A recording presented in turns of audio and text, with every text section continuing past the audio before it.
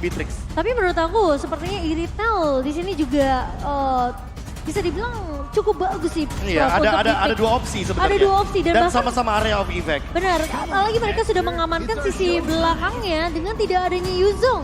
Dan Cloud di sini akan ditutup oleh Gig.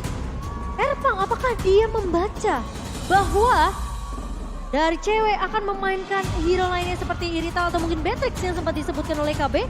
Melihat juga sebenarnya edit ini masih cukup fleksibel, tapi Dairot. Oh, Dairot yang muncul kembali dari tangan Boots. Dan hal ini yang sangat menarik sekali karena Dairotnya jadi support secara langsung dengan item tank yang dia bawa. Defense item. Apakah memang betul atau bahkan itu bisa menjadi jungler? Ketika jadi jungler di tangan Kairi dia akan di head to head kan dengan Baxia. Wah. So Baxianya tidak akan bisa melakukan invasi terhadap jungle. Aku suka Mind sih. blown. Untuk Onyx dia pick dulu masih flexible pick. Yang memang mereka belum melihat marksman. Tapi yang belum dipetakan oleh Gigfam adalah di mana Dairot dan di mana Fredrin dan juga sosok editnya Profesor. Entah kenapa aku masih cukup percaya kalau seandainya ini bakal ada di tangan dari Kairi untuk Fredrinnya. Dan dengan hadirnya satu sosok Iritel, ini bisa membawakan dua hero yang dengan posisi seperti Faramis dan Rafael yang seperti ini udah pasti untuk grouping adalah jawaban dari Gigfam. Dan membubarkan hal tersebut dengan area of effect seperti Models atau bahkan cewek dia pernah bilang sendiri jangan pakai Ixia. Dia bahkan pernah berstatement kalau Ixia ini seperti agak sedikit sulit untuk dimainkan di scene kompetitif level MPL. Ya, tapi untuk sekarang ada armor breakernya, Nah, itu. ada penghancur dari physical defense-nya, ada Dairot di tangan dari Berarti Boots. kemungkinan Boots yang akan memainkan Dairot ini dengan item defensif. Karena kalau misalnya dengan Ixia, mereka juga butuh seseorang yang ngedistraksi di saat team fight. Yang itu Boots. Gak mungkin dari Kairi. Karena Kairi butuh badan Profesor dan juga Momochan. Iya, betul banget. Wow, Dairot ada juga Ixia yang akan mewarnai game kedua kita. Gigfam masih dengan Faramis dan juga Rafaela. Grouping playstyle yang akan dibawakan oleh Gigfam. Apakah mereka mampu untuk menahan di game yang kedua? Atau ini akan disamakan tentunya skor 1 sama di tangan Gigfam. Sang landak mereka harus kehilangan dan merelakan game kedua mereka. Belum match point, tapi mereka berada di posisi yang tidak cukup baik. Dan ingat Gigfam bukan pertama kalinya di dalam posisi seperti ini. Mari MPL Playoff Arena, berikan tepuk tangan kalian. Let's go, menuju ke arah Land Halftown. Wow, approach yang berbeda. Line up juga yang berbeda dari segi hero pool yang dibawakan oleh Onyx bersama dengan Gigfam. Tentunya mereka tidak perlu peka dengan minimap yang mungkin kita ngeliat di game pertama celah yang dimaksimalkan oleh cewek. Tapi Baloi tentunya masih akan cukup mengganggu dan Keyboy menjawab hal tersebut dengan poke damage yang tidak berhenti juga, namun pergerakan dari Aboy di sini yang masih menjadi misteri untuk pemain-pemain dari Onyx. Apalagi Sans yang akan lebih berfokus untuk menggunakan IMU-nya ke arah Netherrealm dari seorang Aboy. 4 Quantum Charge adalah gerakan agar Onyx bisa melakukan chasing ke depan dan juga escape ke belakang ketika nanti melakukan team fight. Dan ini dia gerakan dari Sans yang membawa Wilderness Blessing. Agar nanti gerakan rotasinya di area river dan jungle bisa lebih benar-benar cepat. Mau main tabrak kah dari Onyx?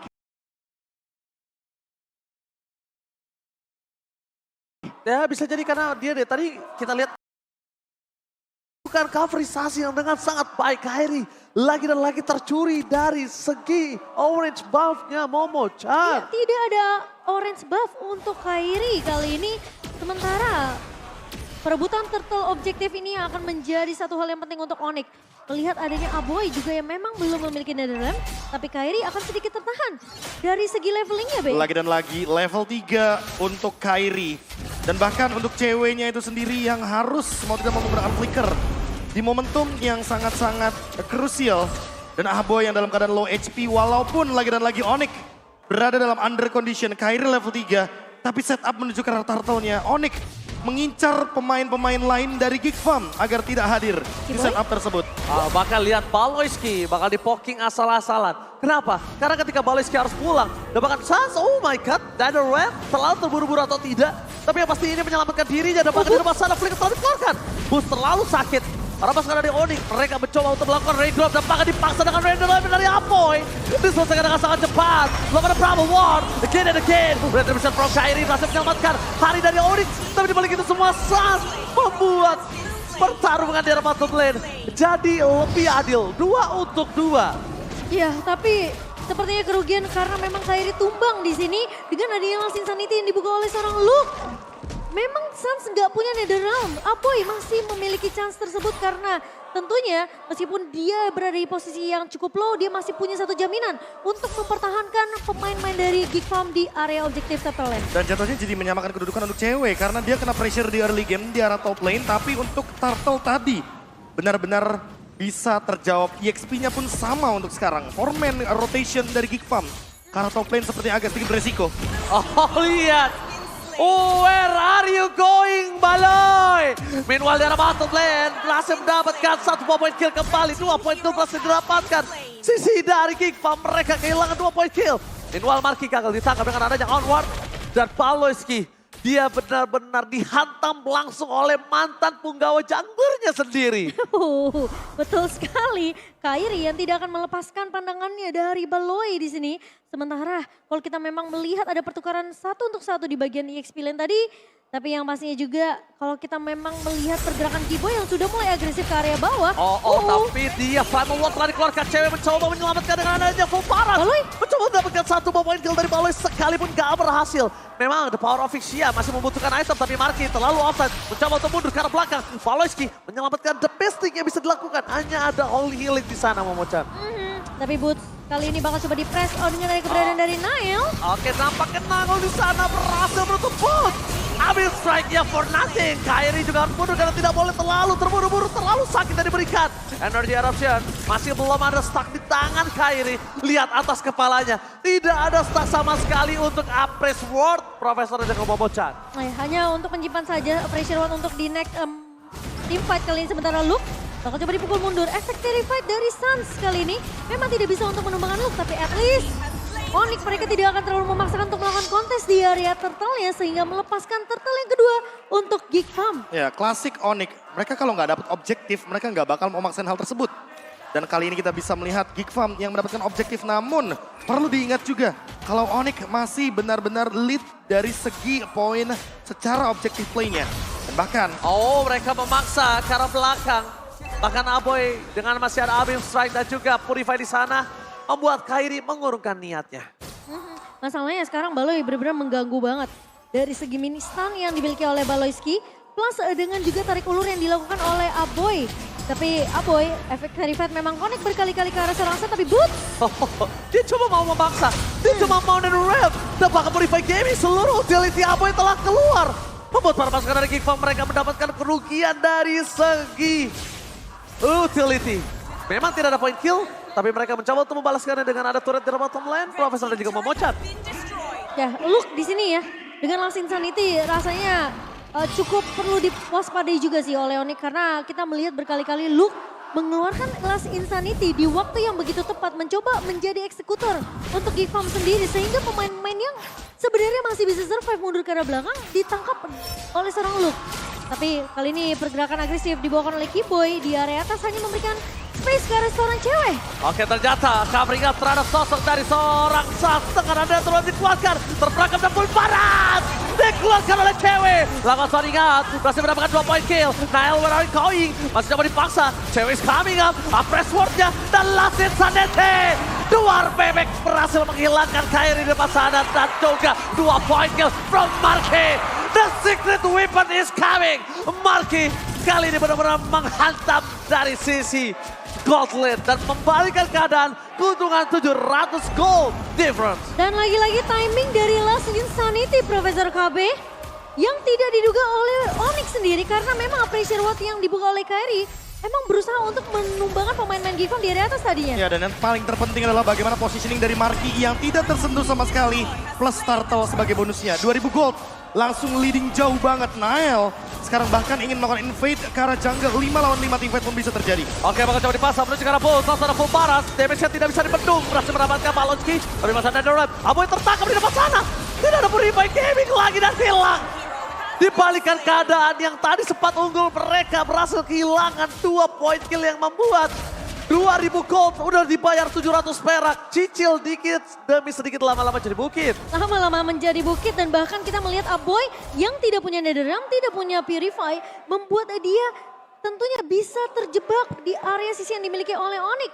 Efek tahun memang connect, efek rifat apalagi dari seorang Sans membuat cewek yang sudah membuka full barrage ini bisa mengejar ke arah seorang Aboy. Ya ditambah ini kayaknya bakal hanya ada satu Viraga Armor yang pecah. Kembali ke arah top lane, territorial teamfight dari Onyx bagus banget. Dan itu menandakan kalau Onyx harusnya bakal melakukan teamfight secara tidak langsung di area yang sempit. Semakin sempit areanya, semakin banyak sisi power yang bisa connect dari Onyx. Dan ini dia Nile yang sendirian tidak punya cover sama sekali. Oke, ditambah begitu saja masih ada Onward bersama dengan Edchester. Bahkan Aboy terlalu jauh. Nile gak bakal bisa dipendung lagi dan bisa diselamatkan dan harus dikoverkan dan ikhlas. Tapi di arah top lane, Marky mencoba untuk menukar dengan ada sosok turret dan para pasukan dari Onyx tidak melihat akan hal itu. Yang akhirnya membuat mereka kali ini kehilangan turret yang didapatkan oleh sosok Marky. The best thing, menukar jungler mereka dengan inner turret. Satu-satunya yang bisa mereka lakukan saat ini. Kompensasi yang bisa didapatkan dari Gigfarm adalah mencoba untuk melakukan split push dari Marky di sini. Ketika memang Marky masih unggul dari segi levelnya dibandingkan dengan cewek. Tapi ingat, 4 assist yang membuat cewek tentunya mampu untuk mendapatkan beberapa item yang dibutuhkan. Dan bahkan sekarang sudah mulai mengejar dari segi leveling, tidak akan terlalu jauh dari Marky. Dan dengan adanya minimap yang perlu diperhatikan dari Onyx sendiri ini membuat Gigfarm mereka udah nggak bisa menjalankan 4-1-nya kecuali memang Onyx akan memaksakan untuk melakukan defense di area objektif Lord ya. Iya, tapi untuk sekarang karena Marky sudah memiliki Great Dragon Spear, satu itu lagi tambahan movement speed dan juga Holy Healing mungkin akan bisa menjadi jawaban dari teman-teman Gigfarm itu sendiri. Tapi perlu dicatat juga, lini depan dari Gigfarm tidak kalah kuat. Mereka ada X-Borg dengan Viraga Armor, Immortality juga ready. Nile dengan tubuh besarnya di sana, durability yang sangat kuat, ditambah dengan heal up dan juga bagaimana long term condition team fight dari Aboy. Sword yang telah keluar tapi tidak ada IP yang dilakukan dan hilang. The power of retribution. Gigfarm berhasil memukul mundur Onyx dan bahkan free Lord for Gigfarm. Gigfarm tahu jawabannya. Tidak ada adu retribution tapi mereka akan mengadu ototnya. Berhasil mendapatkan 1 point kill. Nile terlalu offside. Menuju ke belakang. Marky Soninga menuju ke arah tapi lihat. Cover from Keyboy. Berhasil menutup permainan Marky. Membalikan kembali keadaan yang sudah diungguli oleh Gigfarm. Oh my god. Dari cewek masih bertahan. Dan bahkan di depan sana tidak ada full parah. Setelah sisa di for defensive Loke. Tidak bisa memberikan damage dan bahkan Sans hampir saja melakukan 1 poin ketambahan. Balance game dari korban. Mereka masih mau lebih. Tidak dikasih pulang. Maunya digoyang. Nile kali ini akan coba dipaksa menjadi korban keganasan Onyx. Lord hanya menjadi giveaway. pertukaran 2 pemain untuk 3 kali ini. Dari Onyx memang kehilangan Lordnya. Tapi lihat Kairi masih bisa untuk sedikit lagi buying time, mencoba untuk melakukan clear cepat di area atasnya. Dan kalau kita ngelihat in-game, equipment by Dunia Games dari cewek udah punya Demon Hunter Sword. Dan bahkan dia udah punya 1 buah Horizon Sight, Profesor KB. Ya, on the way juga menuju ke Wind of Nature. Kali ini yang aku lihat dari tadi ya, Onyx melakukan overextend teamfight. Mereka tahu persis kalau Gigfarm diajak teamfight jangka panjang, gak bakal punya durability lagi. Dan ditambah dengan Netherrealm yang terlalu cepat tadi di-pup up juga oleh Aboy. Membuka teamfight secara tidak langsung di area Lord. Dan untuk sekarang Onyx paham betul gimana memancing agar teamfight dari Gigfarm tidak bisa dalam keadaan jangka panjang. Plus bahkan Marky yang ditargetkan ternyata. Gigfarm ini punya Rafaela loh. Itu yang ngebuat sebenarnya teamfight grouping as a team ya. Dari Gigfarm ini kuat banget.